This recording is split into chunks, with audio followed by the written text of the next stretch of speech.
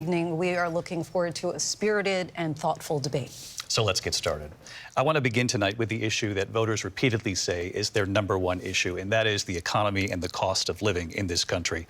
Vice President Harris, you and President Trump were elected 4 years ago, and your opponent on the stage here tonight often asks his supporters, are you better off than you were 4 years ago? When it comes to the economy, do you believe Americans are better off than they were 4 years ago? So I was raised as a middle-class kid, and I am actually the only person on this stage who has a plan that is about lifting up the middle class and working people of America. I believe in the ambition, the aspirations, the dreams of the American people. And that is why I imagine and have actually a plan to build what I call an opportunity economy. Because here's the thing. We know that we have a shortage of homes and housing, and the cost of housing is too expensive for far too many people. We know that young families need support to raise their children, and I intend on extending a tax cut for those families of $6,000, which is the largest child tax credit that we have given in a long time, so that those young families can afford to buy a crib, buy a car seat, buy clothes for their children. My passion, one of them, is small businesses. My mother raised my sister and me, but there was a woman who helped raise us. We call her our second mother. She was a small business owner. I love our small businesses. My plan is to give a $50,000 tax deduction to start up small businesses, knowing they are part of the backbone of America's economy. My opponent, on the other hand, his plan is to do what he has done before, which is to provide a tax cut for billionaires and big corporations, which will result in $5 trillion to America's deficit. My opponent has a plan that I call the Trump's sales tax, which would be a 20% tax on everyday goods that you rely on to get through the month. Economists have said that Trump sales tax would actually result for middle-class families in about $4,000 more a year because of his policies and his ideas about what should be the backs of middle-class people paying for tax cuts for billionaires. President Trump, I'll give you 2 minutes. First of all, I have no sales tax. That's an incorrect statement. She knows that. We're doing tariffs on other countries. Other countries are going to finally, after 75 years, pay us back for all that we've done for the world. And the tariff will be substantial in some cases. I took in billions and billions of dollars, as you know, from China. In fact, they never took the tariff off because it was so much money they can't. It would totally destroy everything that they've set out to do. They're taking in billions of dollars from China and other places. They've left the tariffs on. When I had it, I had tariffs, and yet I had no inflation. Look, we've had a terrible economy because inflation which is really known as a country buster. It breaks up countries. We have inflation like very few people have ever seen before, probably the worst in our nation's history. We were at 21%, but that's being generous because many things are 50, 60, 70, and 80% higher than they were just a few years ago. This has been a disaster for people, for the middle class, but for every class. On top of that, we have millions of people pouring into our country from prisons and jails, from mental institutions and insane asylums, and they're coming in and they're taking jobs that are occupied right now by African Americans and Hispanics, and also unions. Unions are going to be affected very soon. And you see what's happening. You see what's happening with towns throughout the United States. You look at Springfield, Ohio. You look at Aurora in Colorado. They are taking over the towns. They're taking over buildings. They're going in violently. These are the people that Xi and Biden led into our country, and they're destroying our country. They're dangerous. They're at the highest level of criminality, and we have to get them out. We have to get them out fast. I created one of the greatest economies in the history of our country. I'll do it again and even better. We are going to get to immigration and border security during this debate, but The worst attack on our democracy since the Civil War. And what we have done is clean up Donald Trump's mess. What we have done and what I intend to do is build on what we know are the aspirations and the hopes of the American people. But I'm going to tell you all, in this debate tonight, you're going to hear from the same old tired playbook, a bunch of lies, grievances, and name-calling. What you're going to hear tonight is a detailed and dangerous plan called Project 2025 that the former president intends on implementing if he were elected again. I believe very strongly that the American people want a president who understands the importance of bringing us together, knowing we have so much more in common than what separates us. And I pledge to you to be a president for all Americans. President Trump will give you a minute here to respond. Number one, I have nothing to do, as you know, and as she knows better than anyone, I have nothing to do with Project 2025. That's out there. I haven't read it. I don't want to read it purposely. I'm not going to read it. This was a group of people that got together. They came up with some ideas, I guess some good, some bad, but it makes no difference. I have nothing to do. Everybody knows I'm an open book. Everybody knows what I'm going to do. Cut taxes very substantially and create a great economy like I did before. We had the greatest economy. We got hit with a pandemic, and the pandemic was not since 1917, where 100 million people died, has there been anything like it. We did a phenomenal job with the pandemic. We handed them over a country where the economy and where the stock market was higher than it was before the pandemic came in. Nobody's ever seen anything like it. We made ventilators for the entire world. We got gowns, we got masks, we did things that nobody thought possible. And people give me credit for rebuilding the military. They give me credit for a lot of things, but not enough credit for the great job we did with the pandemic. But the only jobs they got were bounce back jobs. These were jobs bounce back, and it bounced back and it went to their benefit. But I was the one that created them. They know it, and so does everybody else. Vice President Harris, I'll let you respond. So Donald Trump has no plan for you. And when you look at his economic plan, it's all about tax breaks for the richest people. I am offering what I describe as an opportunity economy, and the best economists in our country, if not the world, have reviewed our relative plans for the future of America. What Goldman Sachs has said is that Donald Trump's plan would make the economy worse, mine would strengthen the economy. What the Wharton School has said is Donald Trump's plan would actually explode the deficit. 16 Nobel laureates have described his economic plan as something that would increase inflation and by the middle of next year would invite a recession. You just have to look at where we are and where we stand on the issues. And I'd invite you to know that Donald Trump actually has no plan for you because he is more interested in defending himself than he is in looking out for you. That's just a soundbite. They gave her that to say. Look, I went to the Wharton School of Finance, and many of those professors, the top professors, think my plan is a brilliant plan. It's a great plan. It's a plan that's going to bring up our worth, our value as a country. It's going to make people want to be able to go and work and create jobs and create a lot of good, solid money for our country. And just to finish off, she doesn't have a plan. She copied Biden's plan, and it's like 4 sentences, like run, spot, run. 4 sentences that are just, oh, we'll try and lower taxes. She doesn't have a plan. Take a look at her plan. She doesn't have a plan. Mr. President, I do want to drill down on something you both brought up. The Vice President brought up your tariffs. You responded, and let's drill down on this, because your plan is what she calls is essentially a national sales tax. Your proposal calls for tariffs, as you pointed out here, on foreign imports across the board. You recently said that you might double your plan, imposing tariffs up to 20% on goods coming into this country. As you know, many economists say that with tariffs at that level, costs are then passed on to the consumer. Vice President Harris has argued it'll mean higher prices on gas, food, clothing, medication, arguing it costs the typical family nearly $4,000 a year. Do you believe Americans can afford higher prices because of tariffs? They're not going to have higher prices. What's going to have, and who's going to have higher prices, is China and all of the countries that have been ripping us off for years. I was the only president ever. China was paying us hundreds of billions of dollars, and so were other countries. And, you know, if she doesn't like them, they should have gone out and they should have immediately cut the tariffs. But those tariffs are there 3.5 years now under their administration. We are going to take in billions of dollars, hundreds of billions of dollars.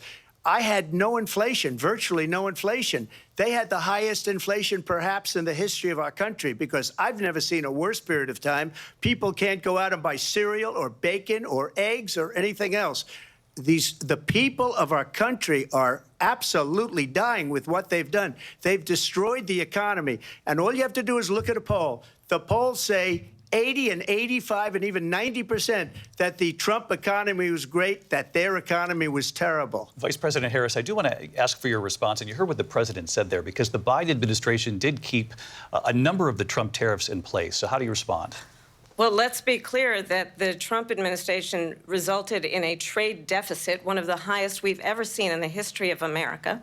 He invited trade wars. You want to talk about his deal with China? What he ended up doing is, under Donald Trump's presidency, he ended up selling American chips to China to help them improve and modernize their military, basically sold us out, when a policy about China should be in making sure the United States of America wins the competition for the 21st century, which means focusing on the details of what that requires, focusing on relationships with our allies, focusing on investing in American-based technology so that we win the race on AI, on quantum computing, focusing on what we need to do to support America's workforce so that we don't end up having, on the short end of the stick, in terms of workers' rights. But what Donald Trump did, let's talk about this, with COVID, is he actually thanked President Xi for what he did during COVID. Look at his tweet.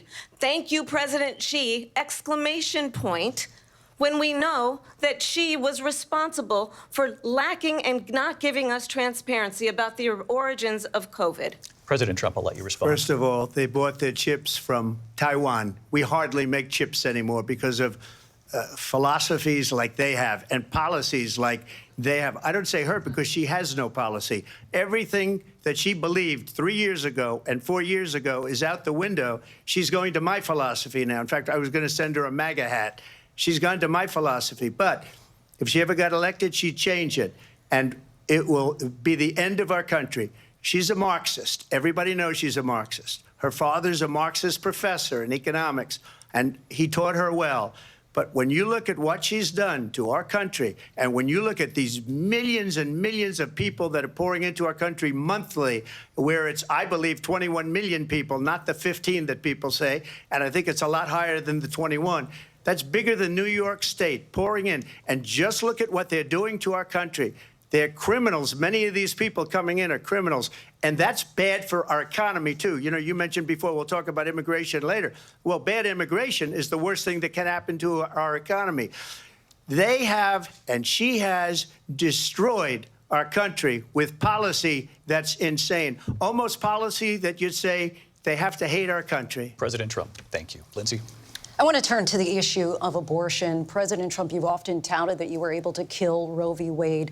Last year, you said that you were proud to be the most pro-life president in American history. Then last month, you said that your administration would be great for women and their reproductive rights. In your home state of Florida, you surprised many with regard to your 6-week abortion ban, because you initially had said that it was too short. And you said, quote, I'm going to be voting that we need more than 6 weeks. But then the very next day, you reversed course and said you would vote to support the 6-week ban. Vice President Harris says that women shouldn't trust you on the issue of abortion because you've changed your position so many times. Therefore, why should they trust you? Well, the reason I'm doing that vote is because the plan is, as you know, the vote is, they have abortion in the 9th month. They even have, and you can look at the governor of West Virginia, the previous governor of West Virginia, not the current governor, who's doing an excellent job, but the governor before, he said the baby will be born and we will decide what to do with the baby. In other words, we'll execute the baby. And that's why I did that, because that predominates, because they're radical. The Democrats are radical in that. And her vice presidential pick, which I think was a horrible pick, by the way, for our country, because he is really out of it. But her vice presidential pick says abortion in the 9th month is absolutely fine. He also says execution after birth. It's execution, no longer abortion, because the baby is born, is okay. And that's not okay with me, hence the vote. But what I did is something for 52 years. They've been trying to get Roe v. Wade into the states. And through the genius and heart and strength of 6 Supreme Court justices, we were able to do that. Now, I believe in the exceptions for rape, incest, and life of the mother. I believe strongly in it. Ronald Reagan did also. 85% of Republicans do. Exceptions. Very important. but we were able to get it, and now states are voting on it. And for the first time, you're going to see, look, this is an issue that's torn our country apart for 52 years. Every legal scholar, every Democrat, every Republican, liberal, conservative, they all wanted this issue to be brought back to the states where the people could vote. And that's what happened. Now, Ohio, the vote was somewhat liberal. Kansas, the vote was somewhat liberal, much more liberal than people would have thought. But each individual state is voting. It's the vote of the people now. It's not tied up in the federal government. I did a great service in doing it. It took courage to do it. And the Supreme Court had great courage in doing it. And I give tremendous credit to those 6 justices. There is no state in this country where it is legal to kill a baby after it's born.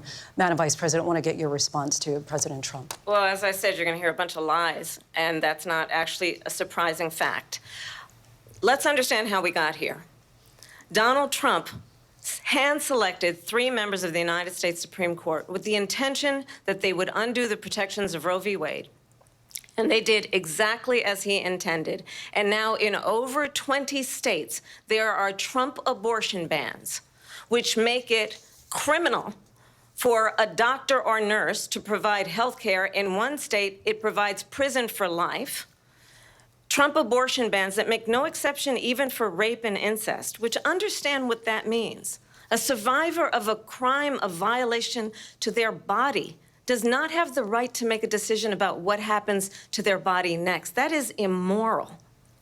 And one does not have to abandon their faith or deeply held beliefs to agree. The government, and Donald Trump certainly, should not be telling a woman what to do with her body. I have talked with women around our country. You want to talk about this is what people wanted? Pregnant women who want to carry a pregnancy to term, suffering from a miscarriage, being denied care in an emergency room because the healthcare providers are afraid they might go to jail, and she's bleeding out in a car in the parking lot. She didn't want that. Her husband didn't want that. A 12 or 13-year-old survivor of incest being forced to carry a pregnancy to term. They don't want that. And I pledge to you, when Congress passes a bill to put back in place the protections of Roe v. Wade, as President of the United States, I will proudly sign it into law. But understand, if Donald Trump were to be reelected, he will sign a national abortion ban. Understand, in his Project 2025, there would be a national abortion, a monitor that would be monitoring your pregnancies, your miscarriages. I think the American people believe that certain freedoms, in particular the freedom to make decisions about one's own body, should not be made by the government. Thank you, Vice President Harris. Well, there she goes again. It's a lie. I'm not signing a ban, and there's no reason to sign a ban, because we've gotten what everybody wanted. Democrats, Republicans, and everybody else, and every legal scholar wanted it to be brought back into the states. And the states are voting. And it may take a little time, but for 52 years, this issue has torn our country apart, and they've wanted it back in the states. And I did something that nobody thought was possible. The states are now voting. What she says is an absolute lie. And as far as the abortion ban, no, I'm not in favor of abortion ban, but it doesn't matter, because this issue has now been taken over by the states. Would you veto a national abortion ban if it came to your desk? Well, I won't have to, because, again, 2 things. Number one, she said she'll go back to Congress. She'll never get the vote. It's impossible for her to get the vote, especially now with the 50-50, and essentially 50-50 in both Senate and the House. She's not going to get the vote. She can't get the vote. She won't even come close to it. So it's just talk. You know what it reminds me of? When they said they're going to get student loans terminated, and it ended up being a total catastrophe. The student loans, and then I think probably her boss, if you call him a boss, he spends all his time on the beach. But look, her boss went out and said, we'll do it again. We'll do it a different way. And he went out, got rejected again by the Supreme Court. So all these students got taunted with this whole thing about this whole idea. And how unfair that would have been. Part of the reason they lost. to the millions and millions of people that had to pay off their student loans. They didn't get it for free. But they were saying it's the same way that they talked about that they talk about abortion. But if I could just get a yes or no, because your running mate, J.D. Vance, has said that you would veto it if it did come to your desk. Well, I didn't discuss it with J.D. In all fairness, J.D. And I don't mind if he has a certain view, but I think he was speaking for me, but I really didn't. Look, we don't have to discuss it because she'd never be able to get it, just like she couldn't get student loans. They couldn't get student loans. They didn't even come close to getting student loans. They taunted young people and a lot of other people that had loans. They can never get this approved. So it doesn't matter what she says about going to Congress. Well, wonderful. Let's go to Congress. Do it. But the fact is that for years, they wanted to get it out of Congress and out of the federal government. And we did something that everybody said couldn't be done. And now you have a vote of the people on abortion. Vice President Harris, I want to give you your time to respond, but I do want to ask, would you support any restrictions on a woman's right to an abortion? I absolutely support reinstating the protections of Roe v. Wade. And as you rightly mentioned, nowhere in America is a woman carrying a pregnancy to term and asking for an abortion. That is not happening. It's insulting to the women of America. And understand what has been happening under Donald Trump's abortion bans. Couples who pray and dream of having a family are being denied IVF treatments. What is happening in our country? Working people, working women who are working 1 or 2 jobs, who can barely afford childcare as it is, have to travel to another state to get on a plane sitting next to strangers to go and get the health care she needs. Barely can afford to do it, and what you are putting her through is unconscionable. And the people of America have not, the majority of Americans believe in a woman's right to make decisions about her own body, and that is why in every state where this issue has been on the ballot, in red and blue states both, the people of America have voted for freedom. Vice President Harris, Excuse me, I have to respond. Another lie. It's another lie. I have been a leader on IVF, which is fertilization. The IVF, I have been a leader. In fact, when they got a very negative decision on IVF from the Alabama courts, I saw the people of Alabama and the legislature 2 days later voted it in. I've been a leader on it. They know that, and everybody else knows it. I have been a leader on fertilization, IVF. And the other thing, you should ask, will she allow abortion in the 8th month, 9th month, 7th month? Come on. Okay, would you do that? Why don't you ask her that question? Why don't you answer the question? Would you because veto? Under Roe v. Wade, answer the question. Would you veto? You could do abortions in the 7th month, the 8th month, the 9th month, not true. and probably after birth. Just look at the governor, former governor of Virginia. The governor of Virginia said we put the baby aside and then we determine what we want to do with the baby. President Trump, thank you. We're going to turn now to immigration and border security. We know it's an issue that's important to Republicans, Democrats, voters across the board in this country. Vice President Harris, you were tasked by President Biden with getting to the root causes of migration from Central America. We know that illegal border crossings reached a record high in the Biden administration. This past June, President Biden imposed tough new asylum restrictions. We know the numbers since then have dropped significantly. But my question to you tonight is, why did the administration wait until 6 months before the election to act? And would you have done anything differently from President Biden on this? So I'm the only person on this stage who has prosecuted transnational criminal organizations for the trafficking of guns, drugs, and human beings. And let me say that the United States Congress, including some of the most conservative members of the United States Senate, came up with a border security bill which I supported. And that bill would have put 1,500 more border agents on the border to help those folks who are working there right now overtime, trying to do their job. It would have allowed us to stem the flow of fentanyl coming into the United States. I know there are so many families watching tonight who have been personally affected by the surge of fentanyl in our country. That bill would have put more resources to allow us to prosecute transnational criminal organizations for trafficking in guns, drugs, and human beings. But you know what happened to that bill? Donald Trump got on the phone, called up some folks in Congress, and said, kill the bill. And you know why? Because he'd prefer to run on a problem instead of fixing a problem. And understand, this comes at a time where the people of our country actually need a leader who engages in solutions, who actually addresses the problems at hand. But what we have in the former president is someone who would prefer to run on a problem instead of fixing a problem. And I'll tell you something, he's going to talk about immigration a lot tonight, even when it's not the subject that is being raised. And I'm going to actually do something really unusual, and I'm going to invite you to attend one of Donald Trump's rallies, because it's a really interesting thing to watch. You will see during the course of his rallies, he talks about fictional characters like Hannibal Lecter. He will talk about windmills cause cancer. And what you will also notice is that people start leaving his rallies early out of exhaustion and boredom. And I will tell you, the one thing you will not hear him talk about is you. You will not hear him talk about your needs, your dreams, and your desires. And I'll tell you, I believe you deserve a president who actually puts you first, and I pledge to you that I will. Vice President Harris, thank you. President Trump, on that point, I want to get your response. Well, I would like to respond. Let me just ask, though, why did you try to kill that bill, and successfully so, that would have put thousands of additional agents and officers on the border? First, let me respond as to the Please. rallies. She said people start leaving. People don't go to her rallies. There's no reason to go. And the people that do go, she's bussing them in and paying them to be there, and then showing them in a different light. So she can't talk about that. People don't leave my rallies. We have the biggest rallies, the most incredible rallies in the history of politics. That's because people want to take their country back. Our country is being lost. We're a failing nation. And it happened 3.5 years ago. And what's going on here, you're going to end up in World War III, just to go into another subject.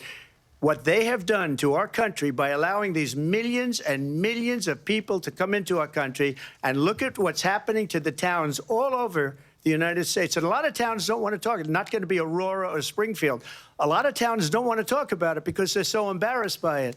In Springfield, they're eating the dogs, the people that came in. They're eating the cats. They're eating the pets of the people that live there. And this is what's happening in our country, and it's a shame. As far as rallies are concerned, as far as the reason they go is they like what I say. They want to bring our country back. They want to make America great again. It's a very simple phrase, make America great again. She's destroying this country, and if she becomes president, this country doesn't have a chance of success. Not only success, we'll end up being Venezuela on steroids. I just want to clarify here. You bring up Springfield, Ohio, and ABC News did reach out to the city manager there. He told us there have been no credible reports of specific claims of pets being harmed, injured, or abused by individuals within the immigrant community. Well, I've seen people on television. Let me just say here, this is the people on television say my dog was taken and used for food. So maybe he said that, and maybe that's a good thing to say for a city manager. I'm not taking this from television. But the people on television saying their dog was eaten by the people that went there. Again, the Springfield city manager says there's no evidence of that. Vice President Harris, out. I'll let you respond to the rest of what you've heard. You talk about extreme.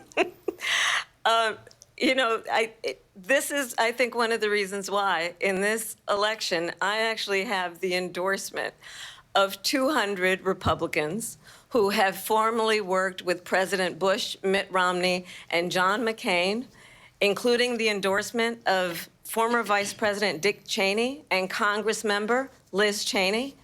And if you want to really know the inside track on who the former president is, if he didn't make it clear already, just ask people who have worked with him. His former chief of staff, a four-star general, has said he has contempt for the Constitution of the United States.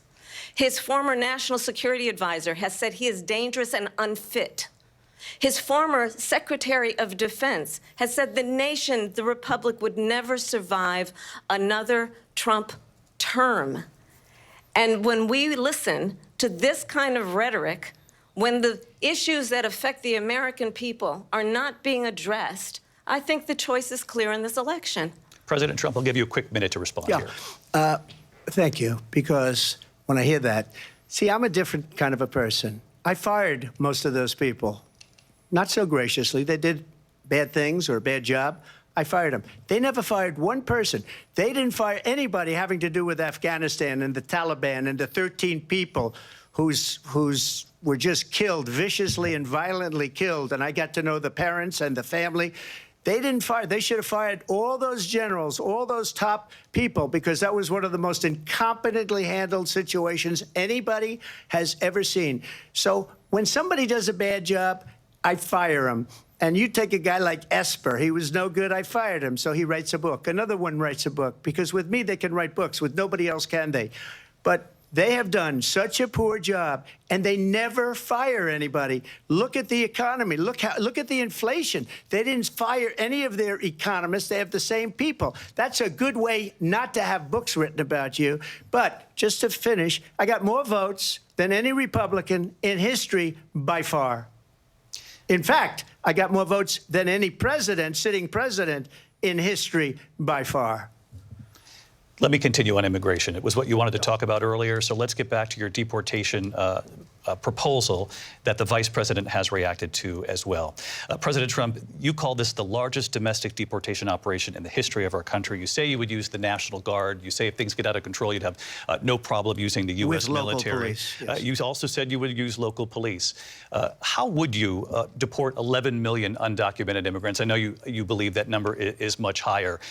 Take us through this. What does this look like? Will authorities be going door to door in this country? Yeah, it is much higher because of them. They allowed criminals, many, many millions of criminals.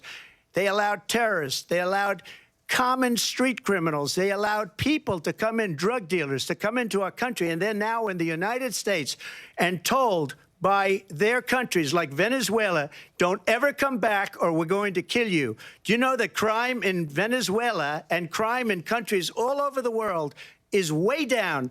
You know why? Because they've taken their criminals off the street and they've given them to her to put into our country.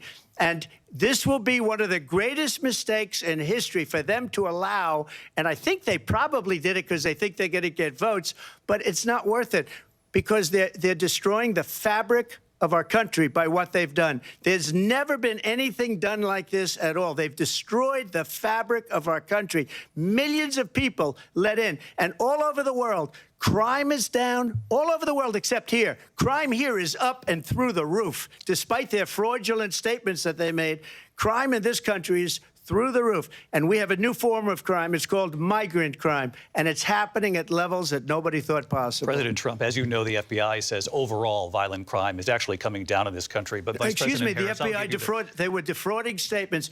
They didn't include the worst cities. They didn't include the cities with the worst crime. It was a fraud. Just like their number of 818,000 jobs that they said they created turned out to be a fraud. President Trump, thank you. I'll let you respond, Vice President Harris. Well, I think this is so rich, coming from someone who has been prosecuted for national security crimes, economic crimes, election interference, has been found liable for sexual assault, and his next big court appearance is in November at his own criminal sentencing. And let's be clear where each person stands on the issue of what is important about respect for the rule of law and respect for law enforcement. The former vice president called for defunding federal law enforcement, 45,000 agents, get this, on the day after he was arraigned on 34 felony counts. So let's talk about what is important in this race. It is important that we move forward, that we turn the page on this same old tired rhetoric and address the needs of the American people, address what we need to do about the housing shortage, which I have a plan for, address what we must do to support our small businesses, address bringing down the price of groceries. But frankly, the American people are exhausted with this same old tired playbook. Vice President Harris, thank you. Excuse me. Every one of those cases was started by them against their political opponent. And I'm winning most of them, and I will win the rest on appeal. And you saw that with the decision that came down just recently from the Supreme Court. I'm winning most of them. But those are cases, it's called weaponization. Never happened in this country. They weaponized the Justice Department. Every one of those cases was involved with the DOJ, from Atlanta and Fani Willis to the Attorney General of New York and the DA in New York, every one of those cases. And then they say, oh, he's a criminal. They're the ones that made them go after me. By the way, Joe Biden was found essentially guilty on the documents case. And what happened in my documents case? They said, oh, that's the toughest of them all. A complete and total victory. 2 months ago, it was thrown out. It's weaponization, and they used it, and it's never happened in this country. They used it to try and win an election. They're fake cases. President Trump, thank you. A really quick response here, Vice President Harris, on this notion of weaponization of the Justice Department. Well, let's talk about extreme and understand the context in which this election in 2024 is taking place. The United States Supreme Court recently ruled that the former president would essentially be immune from any misconduct if he were to enter the White House again. Understand, this is someone who has openly said he would terminate, I'm quoting, terminate the Constitution of the United States, that he would weaponize the Department of Justice against his political enemies. Someone who has openly expressed disdain for members of our military. Understand what it would mean if Donald Trump were back in the White House with no guardrails, because certainly we know now the court won't stop him. We know J.D. Vance is not going to stop him. It's up to the American people Vice President to stop Harris, him. Thank you. Lindsay? Vice President Harris, in your last run for president. This is the one that weaponized, not me. She weaponized. I probably took a bullet to the head because of the things that they say about me. They talk about democracy. I'm a threat to democracy. They're the threat to democracy with a fake Russia investigation We do have a lot that went nowhere. We have a lot to get to. Lindsay? Vice President Harris, in your last run for president, you said you wanted to ban fracking. Now you don't. You wanted mandatory government buyback programs for assault weapons. Now your campaign says you don't. You supported decriminalizing border crossings. Now you're taking a harder line. I know you say that your values have not changed. So then why have so many of your policy positions changed? So my values have not changed, and I'm going to discuss every one of at least every point that you've made. But in particular, let's talk about fracking, because we're here in Pennsylvania. I made that very clear in 2020. I will not ban fracking. I have not banned fracking as Vice President of the United States. And in fact, I was the tie-breaking vote on the Inflation Reduction Act, which opened new leases for fracking. My position is that we have got to invest in diverse sources of energy so we reduce our reliance on foreign oil. We have had the largest increase in domestic oil production in history because of an approach that recognizes that we cannot over-rely on foreign oil. As it relates to my values, let me tell you, I grew up a middle-class kid raised by a hardworking mother who worked and saved and was able to buy our first home when I was a teenager. The values I bring to the importance of home ownership, knowing not everybody got handed $400 million on a silver platter and then filed bankruptcy 6 times, is a value that I bring to my work to say we are going to work with the private sector and home builders to increase 3 million homes, increase by 3 million homes by the end of my first term. My work that is related to having a friend when I was in high school who was sexually assaulted by her stepfather. And my focus then on protecting women and children from violent crime is based on a value that is deeply grounded in the importance of standing up for those who are most vulnerable. My work that is about protecting Social Security and Medicare is based on long-standing work that I have done, protecting seniors from scams. My values have not changed. And what is important is that there is a president who actually brings values and a perspective that is about lifting people up and not beating people down and name-calling. The true measure of the leader is the leader who actually understands the strength is not in beating people down, it's in lifting people up. I intend to be that president. President Trump, your response? First of all, I wasn't given $400 million. I wish I was. My father was a Brooklyn builder, Brooklyn, Queens, and a great father, and I learned a lot from him. But I was given a fraction of that, a tiny fraction, and I built it into many, many billions of dollars, many, many billions. And when people see it, they are even surprised. So we don't have to talk about that. Fracking, she's been against it for 12 years.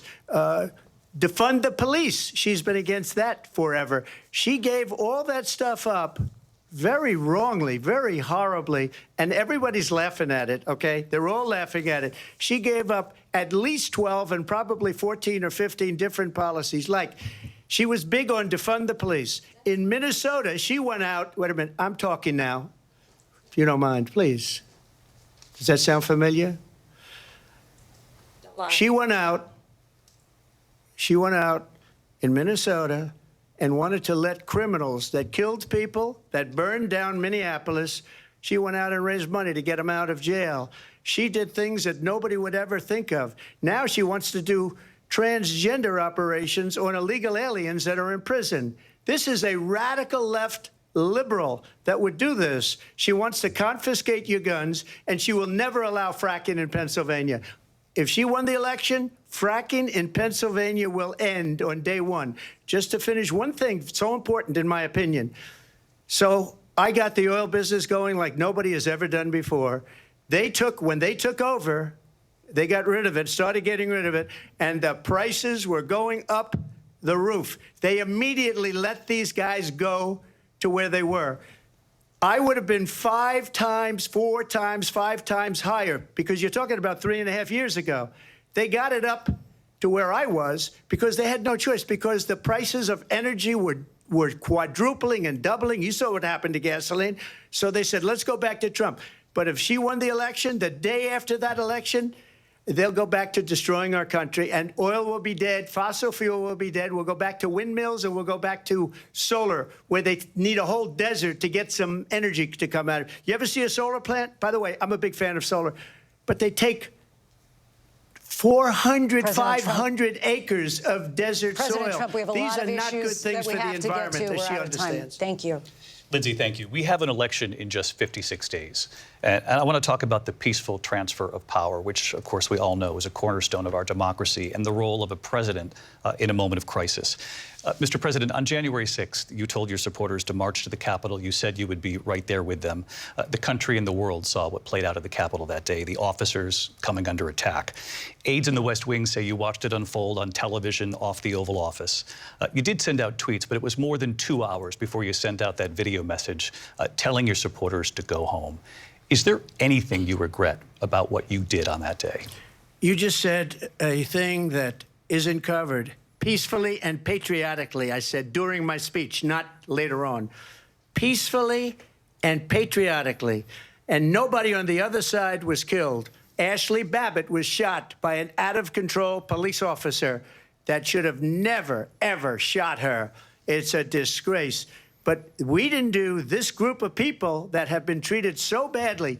I ask, what about all the people that are pouring into our country and killing people that she allowed to pour in? She was the border czar, remember that. She was the border czar. She doesn't want to be called the border czar because she's embarrassed by the border. In fact, she said at the beginning, oh, I'm surprised you're not talking about the border yet. That's because she knows what a bad job they've done. What about those people? When are they going to be prosecuted? When are these people from countries all over the world, not just South America? They're coming in from all over the world, David, all over the world. And crime rates are down all over the world because of it. But let me just ask you, David, when are those people going to be prosecuted? When are the people that burned down Minneapolis going to be prosecuted? Or in Seattle? They went into Seattle. They took over a big percentage of the city of Seattle. When are those people going to be prosecuted?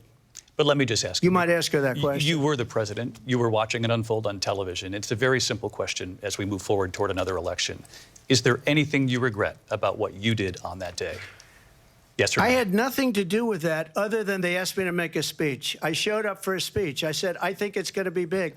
I went to Nancy Pelosi and the mayor of Washington, D.C., and the mayor put it back in writing, as you know. I said, you know, this is going to be a very big rally or whatever you want to call it. And again, it wasn't done by me. It was done by others. I said, I'd like to give you 10,000 National Guard or soldiers. They rejected me. Nancy Pelosi rejected me. It was just 2 weeks ago. Her daughter has a tape of her saying she is fully responsible for what happened. They want to get rid of that tape. It would have never happened if Nancy Pelosi and the mayor of Washington did their jobs. I wasn't responsible for security. Nancy Pelosi was responsible. She didn't do her job. The question was about you as president, not about former Speaker Pelosi, but I do want Vice President Harris to respond here. I was at the Capitol on January 6th. I was the vice president-elect. I was also an acting senator. I was there. And on that day, the President of the United States incited a violent mob to attack our nation's capital, to desecrate our nation's capital. On that day, 140 law enforcement officers were injured, and some died. And understand, the former president has been indicted and impeached for exactly that reason. But this is not an isolated situation. Let's remember Charlottesville, where there was a mob of people carrying tiki torches, spewing anti-Semitic hate. And what did the president then at the time say? There were fine people on each side. Let's remember that when it came to the Proud Boys, a militia, the president said, the former president said, stand back and stand by. So for everyone watching who remembers what January 6th was, I say, we don't have to go back. Let's not go back. We're not going back. It's time to turn the page. And if that was a bridge too far for you, well, there is a place in our campaign for you to stand for country, to stand for our democracy, to stand for rule of law, and to end the chaos, and to end the approach that is about attacking the foundations of our democracy because you don't like the outcome. And be clear on that point. Donald Trump, the candidate, has said in this election there will be a bloodbath if this and the outcome of this election is not to his liking. Let's turn the page on this. Let's not go back. Let's chart a course for the future and not go backwards to the past. Let me just follow up here. It was a different term, and it was a term that related to energy because they have destroyed our energy business. That was where bloodbath was. Also, on Charlottesville, that story has been, as you would say, debunked. Laura Ingraham, Sean Hannity, Jesse, all of these people, they covered it. If they go an extra sentence, they will see it was perfect. It was debunked in almost every newspaper, but they still bring it up, just like they bring 2025 up. They bring all of this stuff up. I ask you this. You talk about the Capitol. Why are we allowing these millions of people to come through on the southern border? How come she's not doing anything? And I'll tell you what I would do, and I would be very proud to do it. I would say we would both leave this debate right now. I'd like to see her go down to Washington, D.C. during this debate because we're wasting a lot of time. Go down to, because she's been so bad, it's so ridiculous. Go down to Washington, D.C. and let her sign a bill to close up the border because they have the right to do it. They don't need bills. They have the right to do it. The President of the United States, you'll get him out of bed. You'll wake him up at 4 o'clock in the afternoon. You'll say, come on down to the office. Let's sign a bill. If he signs a bill that the border is closed, all he has to do is say it to the Border Patrol, who are phenomenal. If they do that, the border is closed. Mr. Those President, people are killing many people, unlike J6. We talked immigration here tonight. I do want to focus on this next issue to both of you because it really brings us this into focus, truth in these times that we're living in. Mr. President, for 3.5 years after you lost the 2020 election, you repeatedly falsely claimed that you won, many times saying you won in a landslide. In the past couple of weeks leading up to this debate, you have said, quote, you lost by a whisker, that you, quote, didn't quite make it, that you came up a little bit short. I said that? Are you now acknowledging that you lost in 2020? No, I don't acknowledge that at all. But I you said did that say sarcastically. that. You know that. It was said, oh, we lost by a whisker. That was said sarcastically.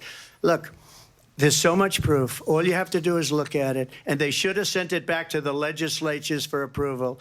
I got almost 75 million votes, the most votes any sitting president has ever gotten. I was told if I got 63, which was what I got in 2016, you can't be beaten. The election, people should never be thinking about an election as fraudulent. We need two things. We need walls, and we have to have it. We have to have borders, and we have to have good elections. Our elections are bad. And a lot of these illegal immigrants coming in, they're trying to get them to vote. They can't even speak English. They don't even know what country they're in practically. And these people are trying to get them to vote. And that's why they're allowing them to come into our country. I did watch all of these pieces of video. I didn't detect the sarcasm, lost by a whisker. We didn't quite make it. And we should just point out here as clarification, and you know this, you and your allies, 60 cases in front of many judges, many of them No Republican. judge looked at it. And said they there was said no we didn't have widespread fraud. standing. That's the other thing. They said we didn't have standing, a technicality. Can you imagine a system where a person in an election doesn't have standing? The president of the United States doesn't have standing. That's how we lost. If you look at the facts, and I'd love to have you'll do a special on it. I'll show you Georgia, and I'll show you Wisconsin, and I'll show you Pennsylvania, and I'll show you. We have so many facts and statistics, but you know what? That doesn't matter, because we have to solve the problem that we have right now. That's old news. And the problem that we have right now is we have a nation in decline, and they have put it into decline.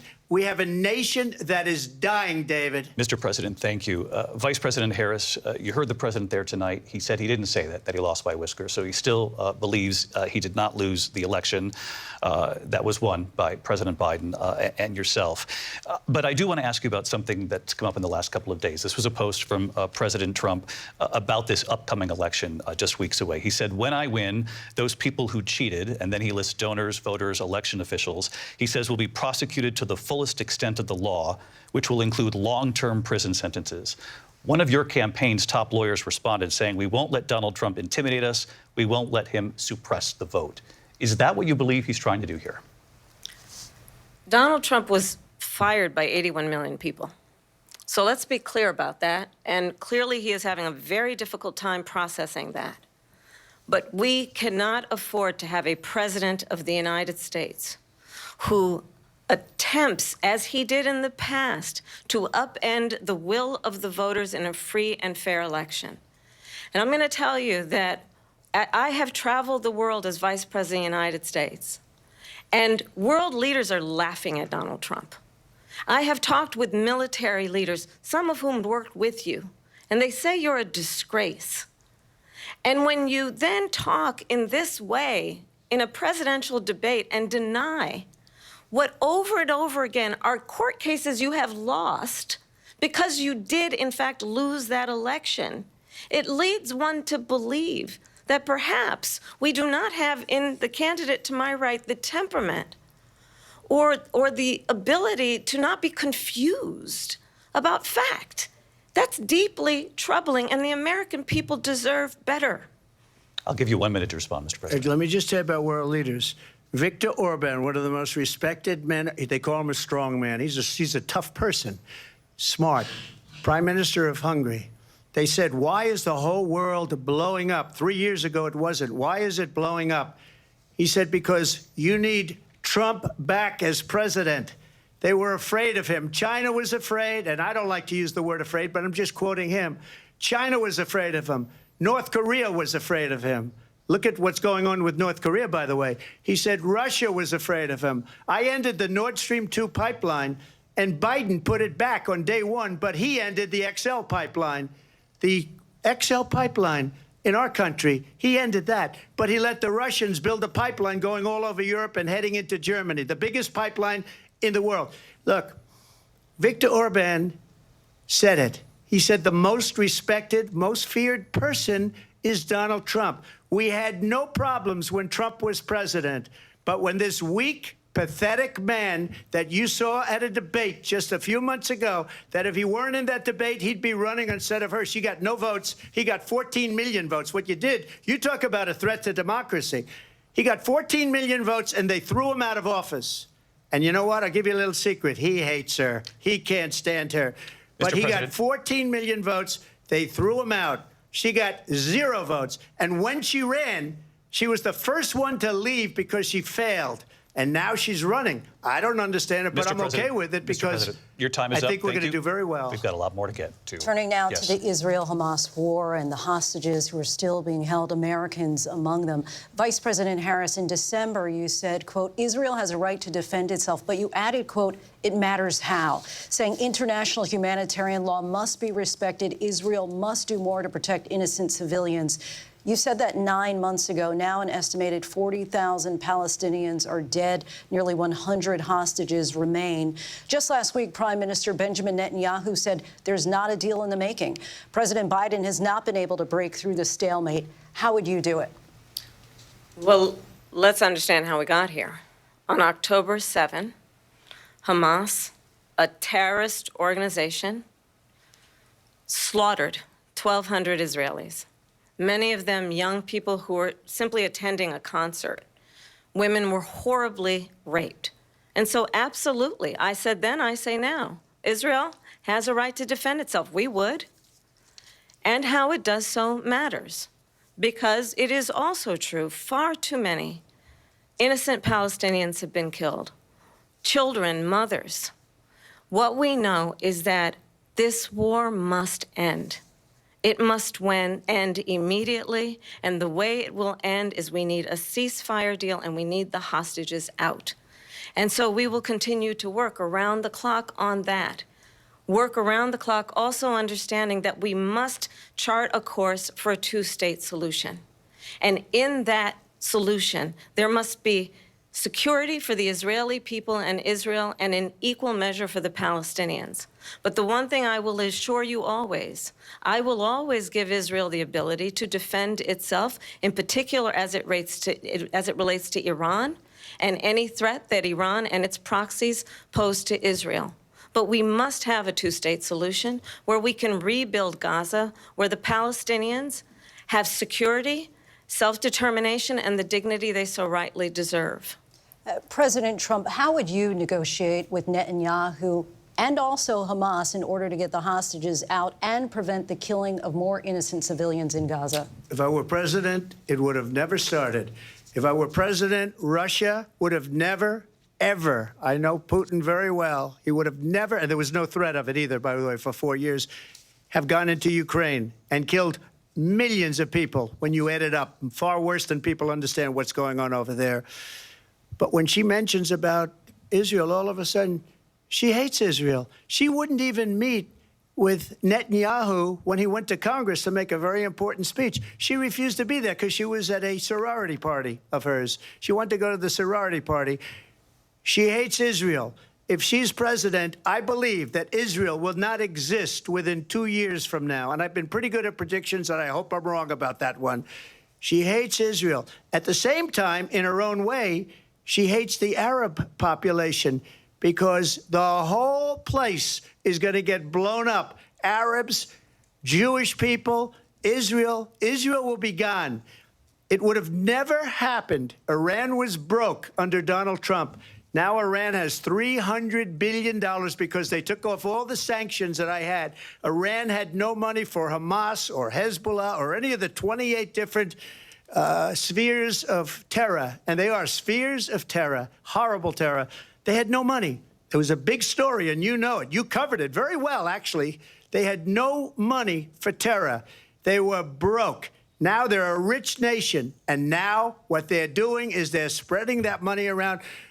Look at what's happening with the Houthis and Yemen. Look at what's going on in the Middle East.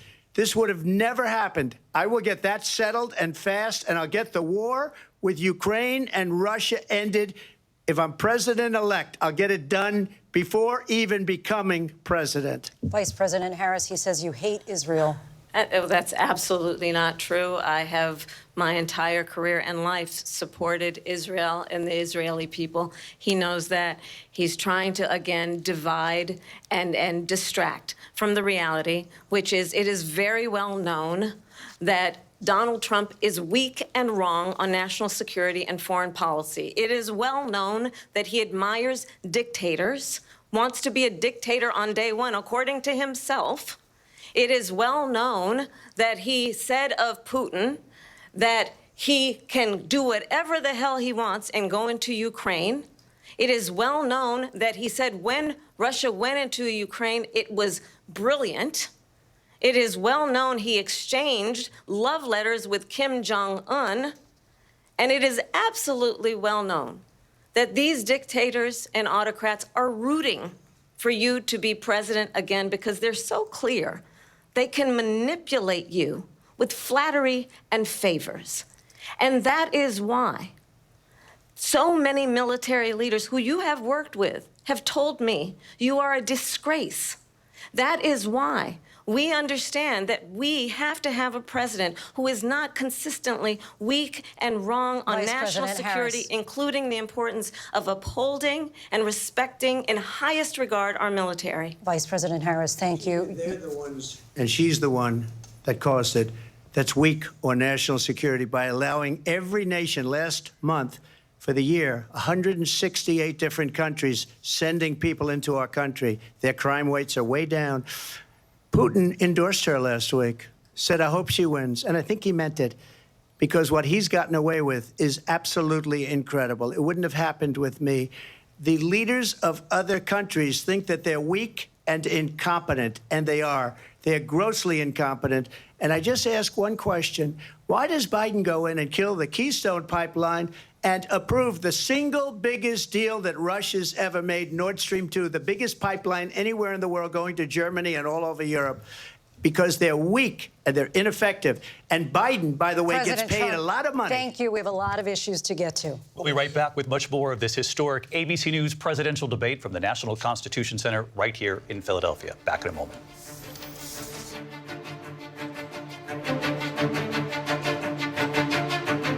The ABC News presidential after this. What does it take? The National Constitution Center in Philadelphia, Pennsylvania. Here again, David Muir and Lindsay Davis.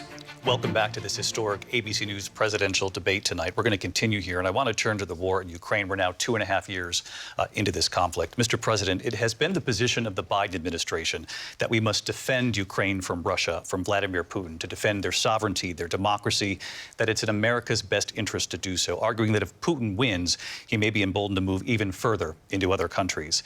You have said you would solve this war in 24 hours. You said so just before the break tonight. How exactly would you do that? And I want to ask you a very simple question tonight. Do you want Ukraine to win this war? I want the war to stop. I want to save lives that are being uselessly, people being killed by the millions. It's the millions. It's so much worse than the numbers that you're getting, which are fake numbers. Look, we're in for 250 billion or more because they don't ask Europe, which is a much bigger beneficiary to getting this thing done than we are. They're in for $150 billion less because Biden and you don't have the courage to ask Europe like I did with NATO. They paid billions and billions, hundreds of billions of dollars when I said, either you pay up or we're not going to protect you anymore. So that's maybe one of the reasons they don't like me as much as they like weak people. But you take a look at what's happening. We're in for 250 to 275 billion. They're into 100 to 150. They should be forced to equalize. With that being said, I want to get the war settled. I know Zelensky very well, and I know Putin very well. I have a good relationship, and they respect your president, okay? They respect me. They don't respect Biden. How would you respect him? Why? For what reason? He hasn't even made a phone call in 2 years to Putin, hasn't spoken to anybody. They don't even try and get it. That is a war that's dying to be settled. I will get it settled before I even become president. If I win, when I'm president-elect, and what I'll do is I'll speak to one, I'll speak to the other, I'll get them together. That war would have never happened. And in fact, when I saw Putin after I left, unfortunately left because our country has gone to hell. But after I left, when I saw him building up soldiers, he did it after I left, I said, oh, he must be negotiating. It must be a good, strong point of negotiation. Well, it wasn't, because Biden had no idea how to talk to him. He had no idea how to stop it. And now you have millions of people dead, and it's only getting worse, and it could lead to World War III. Don't kid yourself, David. We're playing with World War III, and we have a president that we don't even know if he's... Where is our president? We don't even know if he's a president. And just to clarify they here... They threw him out of a campaign like a dog. We don't even know. Is he our president? But we have a president, Mr. President, that doesn't know he's alive. Your time is up. Just to clarify in the question, do you believe it's in the U.S. best interests for Ukraine to win this war, yes or no? I think it's the U.S. best interest to get this war finished and just get it done. All right. Negotiate a deal, because we have to stop all of these human lives from being destroyed. I want to take this to Vice President Harris. I want to get your thoughts on support for Ukraine in this moment, but also, as Commander-in-Chief, if elected, how would you deal with Vladimir Putin, and would it be any different from what we're seeing from President Biden? Well, first of all, it's important to remind the former president you're not running against Joe Biden, you're running against me. I believe the reason that Donald Trump says that this war would be over within 24 hours is because he would just give it up. And that's not who we are as Americans. Let's understand what happened here. I actually met with Zelensky a few days before Russia invaded, tried through force to change territorial boundaries, to defy one of the most important international rules and norms, which is the importance of sovereignty and territorial integrity. And I met with President Zelensky. I shared with him American intelligence about how he could defend himself. Days later, I went to NATO's eastern flank, to Poland and Romania. And through the work that I and others did, we brought 50 countries together to support Ukraine in its righteous defense. And because of our support, because of the air defense, the ammunition, the artillery, the javelins, the Abrams tanks that we have provided, Ukraine stands as an independent and free country. If Donald Trump were president, Putin would be sitting in Kyiv right now. And understand what that would mean, because Putin's agenda is not just about Ukraine. Understand why the European allies and our NATO allies are so thankful that you are no longer president, and that we understand the importance of the greatest military alliance the world has ever known, which is NATO, and what we have done to preserve the ability of Zelensky and the Ukrainians to fight for their independence. Otherwise, Putin would be sitting in Kyiv with his eyes on the rest of Europe, starting with Poland. And why don't you tell the 800,000 Polish Americans right here in Pennsylvania how quickly you would give up for the sake of favor and what you think is a friendship with what is known to be a dictator who would eat you for lunch. Vice President Harris, thank you. We've heard from both of you on Ukraine tonight. Afghanistan came up in the last hour. I wanted her to respond to something you said earlier, and I'll give you a minute here. Putin would be sitting in Moscow, and he wouldn't have lost 300,000 men and women, but he would have been sitting in Moscow. Quiet, please. He would have been sitting in Moscow much happier than he is right now. But eventually, you know, he's got a thing that other people don't have. He's got nuclear weapons. They don't ever talk about that. He's got nuclear weapons. Nobody ever thinks about that. And eventually, maybe he'll use them, and maybe he hasn't been that threatening. But he does have that, something we don't even like to talk about. Nobody likes to talk about it. But just so you understand, they sent her to negotiate peace before this war started. 3 days later, he went in and he started the war because everything they said was weak and stupid. They said the wrong things. That war should have never started. She was the emissary. They sent her in to negotiate with Zelensky and Putin, and she did. And the war started 3 days later. And that's the kind of talent we have with her. She's worse than Biden. In my opinion, I think he's the worst president in the history of our country. She goes down as the worst vice president in the history of our country. But let me tell you something. She is a horrible negotiator. They sent her in to negotiate. As soon as they left, Putin did the invasion. President Trump, thank you. You did bring up something. You said she went to negotiate with Vladimir Putin. Vice President Harris, have you ever met Vladimir Putin? Can you clarify tonight? Yet again, I said it at the beginning of this debate, you're going to hear a bunch of lies coming from this fellow. And that is another one. When I went to meet with President Zelensky, I've now met with him over 5 times. The reality is it has been about standing as America always should, as a leader upholding international rules and norms, as a leader who shows strength, understanding that the alliances we have around the world are dependent on our ability to look out for our friends and not favor our enemies because you adore strongmen instead of caring about democracy. And that is very much what is at stake here. The President of the United States is commander-in-chief. And the American people have a right to rely on a president who understands the significance of America's role and responsibility in terms of ensuring that there is stability and ensuring we stand up for our principles and not sell them for the benefit of personal flattery. We've talked about Ukraine and Vladimir Putin. I do want to talk about Afghanistan. It came up in the first hour of this debate.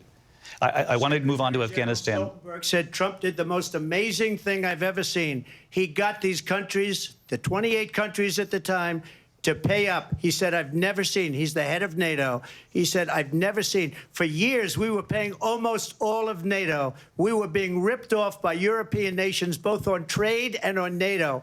I got them to pay up by saying one of the statements you made before, if you don't pay, we're not going to protect you. President Otherwise, Trump. we would have never gotten it. He said it was one of the most incredible jobs that he's ever seen done. Thank you. I want to turn to Afghanistan. It came up in the first hour of the debate, and we witnessed a poignant moment today on Capitol Hill, honoring the soldiers who died in the chaotic withdrawal from Afghanistan. I do want to ask the Vice President, do you believe you bear any responsibility in the way that withdrawal played out? Well, I will tell you, I agreed with President Biden's decision to pull out of Afghanistan. 4 presidents said they would, and Joe Biden did. And as a result, America's taxpayers are not paying the $300 million a day we were paying for that endless war. And as of today, there is not one member of the United States military who is in active duty in a combat zone in any war zone around the world, the first time this century. But let's understand how we got to where we are. Donald Trump, when he was president, negotiated one of the weakest deals you can imagine. He calls himself a deal maker. Even his national security advisor said it was a weak, terrible deal. And here's how it went down. He bypassed the Afghan government. He negotiated directly with a terrorist organization called the Taliban. The negotiation involved the Taliban getting 5,000 Taliban terrorists released. And get this, and the president at the time invited the Taliban to Camp David, a place of storied significance for us as Americans, a place where we honor the importance of American diplomacy, where we invite and receive respected world leaders.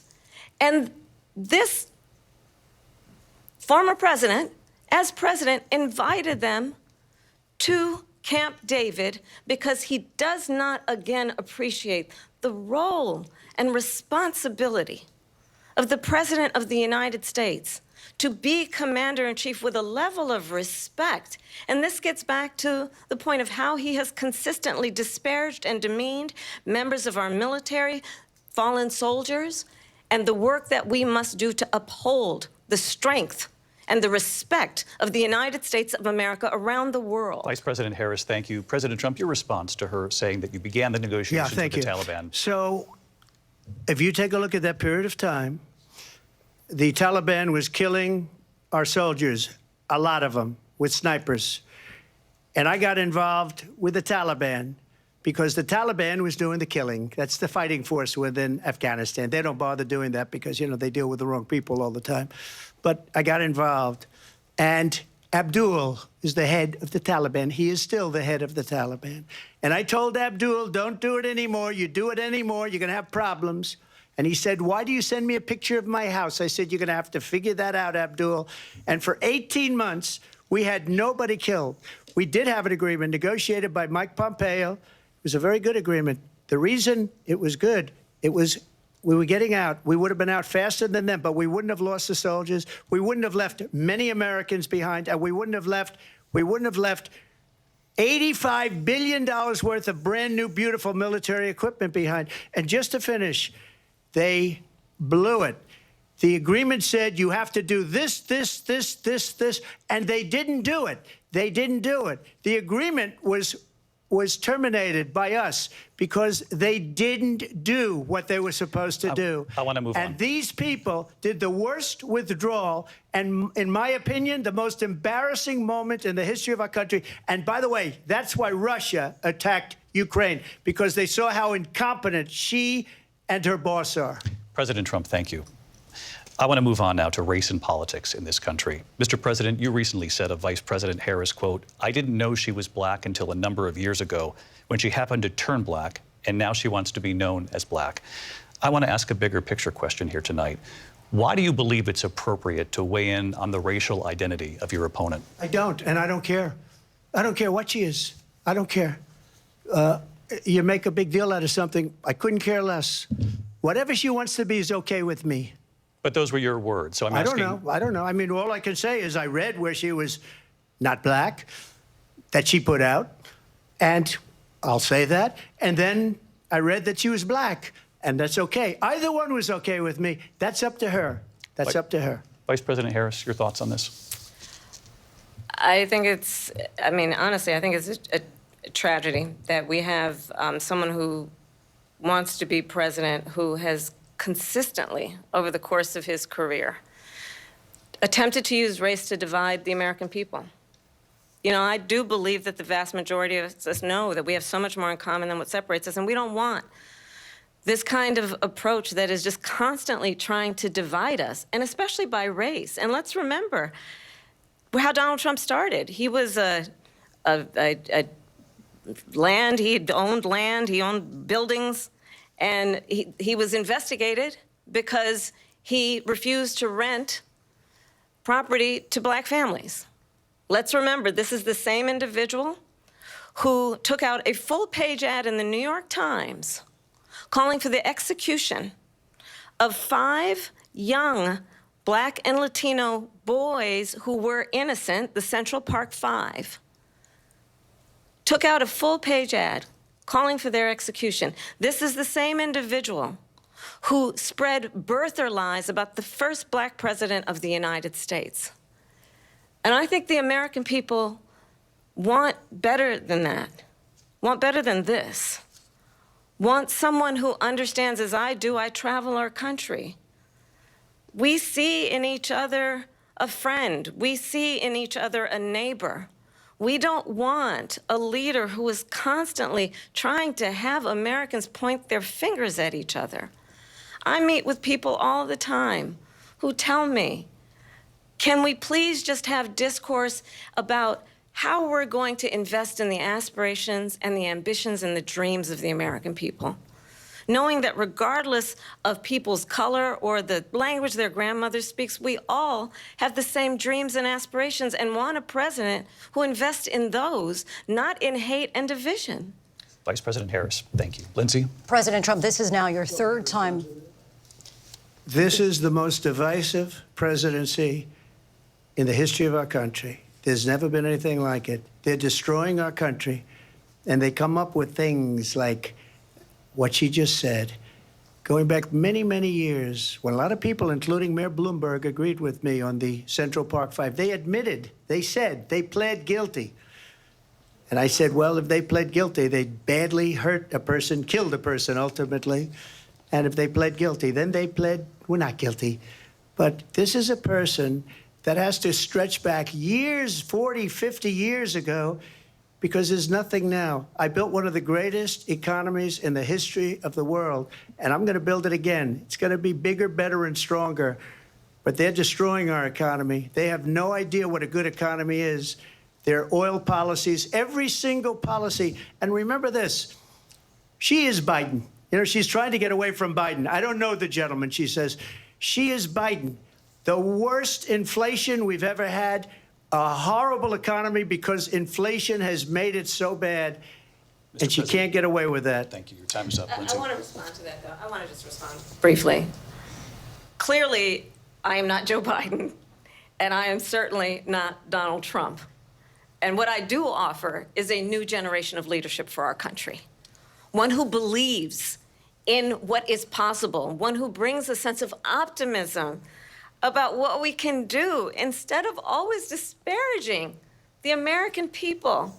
I believe in what we can do to strengthen our small businesses, which is why I have a plan. Let's talk about our plans and let's compare the plans. I have a plan to give startup businesses $50,000 tax deduction, to pursue their ambitions, their innovation, their ideas, their hard work. I have a plan, $6,000 for young families for the first year of your child's life, to help you in that most critical stage of your child's development. I have a plan that is about allowing people to be able to pursue what has been fleeting in terms of the American dream by offering a help with down payment of $25,000 down payment assistance for first-time home buyers. That's the kind of conversation, I believe, David, that people really want tonight, as opposed to a conversation that is constantly about belittling and name-calling. Let's turn the page Vice President and move Harris, forward. thank you. Let's turn to policy. President Let's Trump, turn back we to have policy. to move on. President Trump. Let's turn to policy, She has please. a plan to defund the police. She has a plan to confiscate everybody's gun. President Trump, she we has do a have to plan move on to not other allow issues. fracking in Pennsylvania or anywhere else. Okay. Thank you, That's Mr. what her President. plan is until just recently. I just need Lindsay, to go ahead. respond President because Trump- no, the President former Trump- president has No, said I'm something sorry. twice that I need to No, respond to. I'm sorry. We're I going just to need to move on, respond Vice one President time Harris. to what he President has said Trump, this multiple is times. now your Yes. third time running for president. You have long vowed to repeal and replace the Affordable Care Act, also known as Obamacare. You have failed to accomplish that. You now say you're going to keep Obamacare, quote, unless we can do something much better. Correct. Last month, you said, quote, we're working on it. So tonight, 9 years after you first started running, do you have a plan, and can you tell us what it is? Obamacare was lousy health care, always was. It's not very good today. And what I said, that if we come up with something, and we are working on things, we're going to do it and we're going to replace it. But remember this, I inherited Obamacare because Democrats wouldn't change it. They wouldn't vote for it. They were unanimous. They wouldn't vote to change it. If they would have done that, we would have had a much better plan than Obamacare. But the Democrats came up. They wouldn't vote for it. I had a choice to make when I was president. Do I save it and make it as good as it can be, never going to be great, or do I let it rot? And I felt I had an obligation, even though politically it would have been good to just let it rot and let it go away.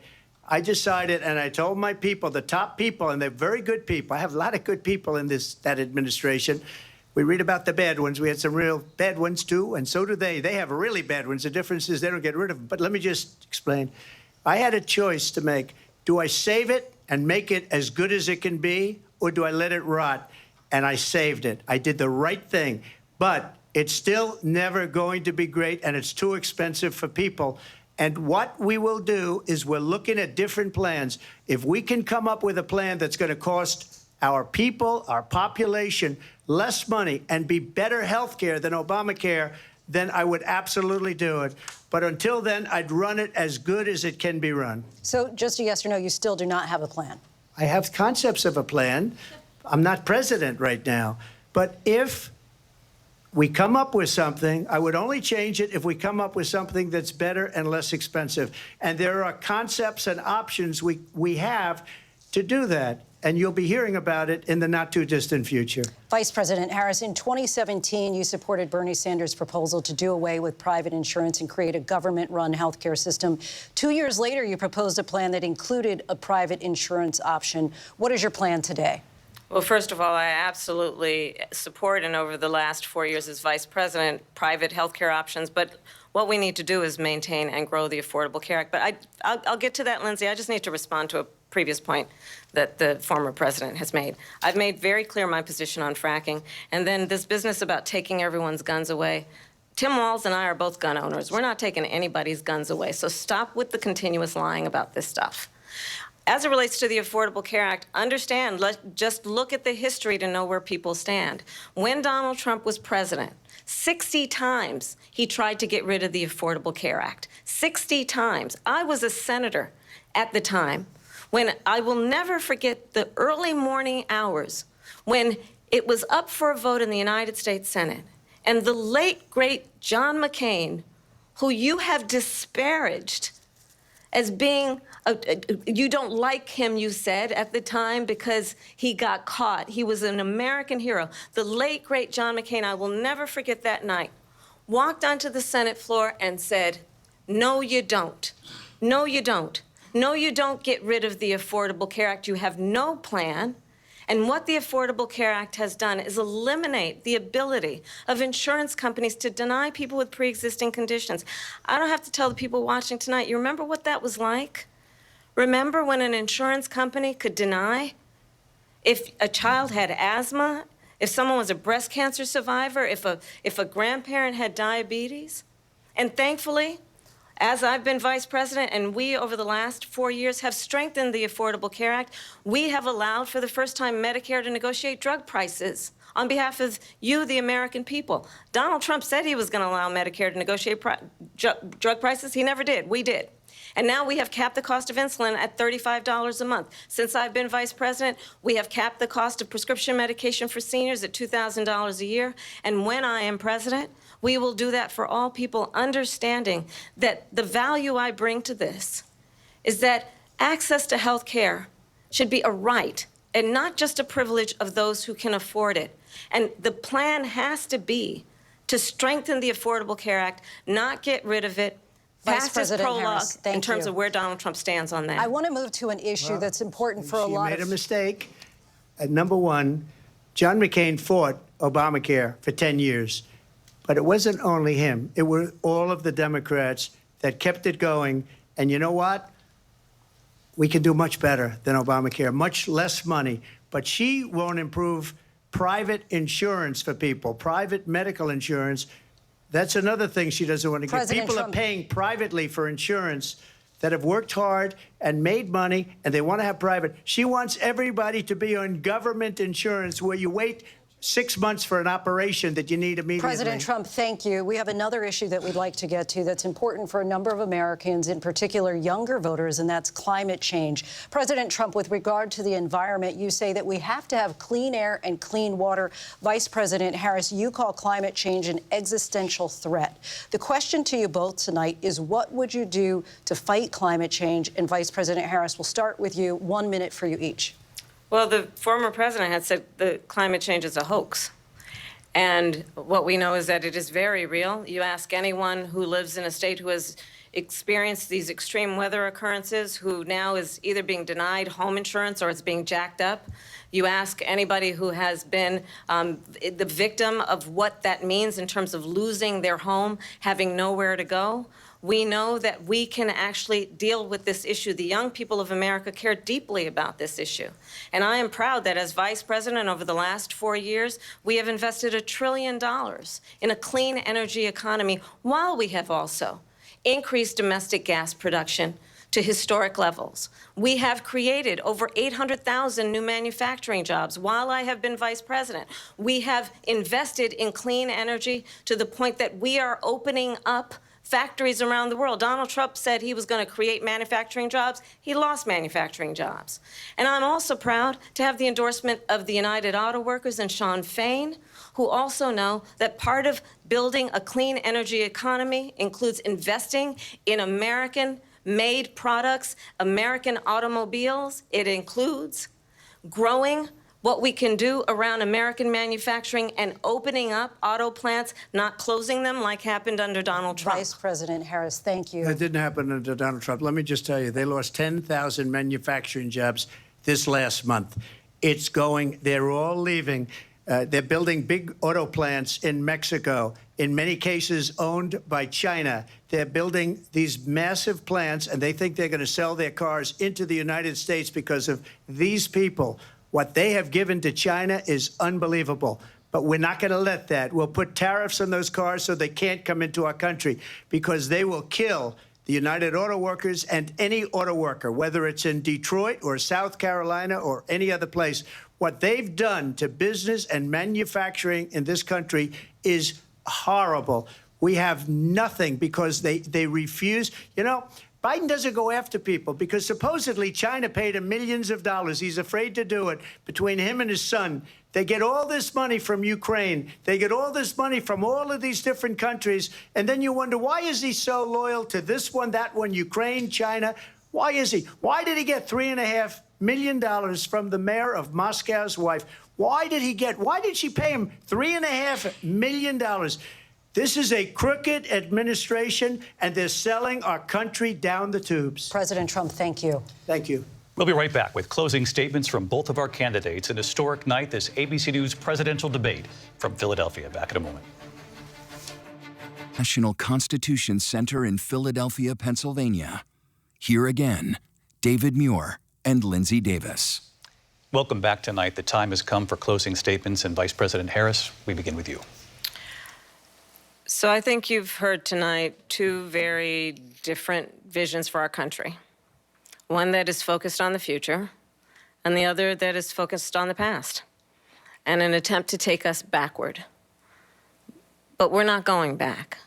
And I do believe that the American people know we all have so much more in common than what separates us, and we can chart a new way forward.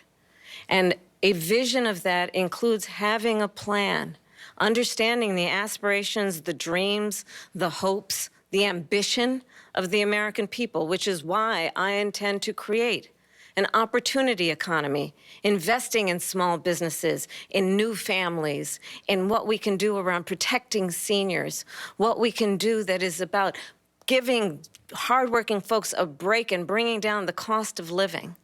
I believe in what we can do together that is about sustaining America's standing in the world and ensuring that we have the respect that we so rightly deserve, including respecting our military and ensuring we have the most lethal fighting force in the world.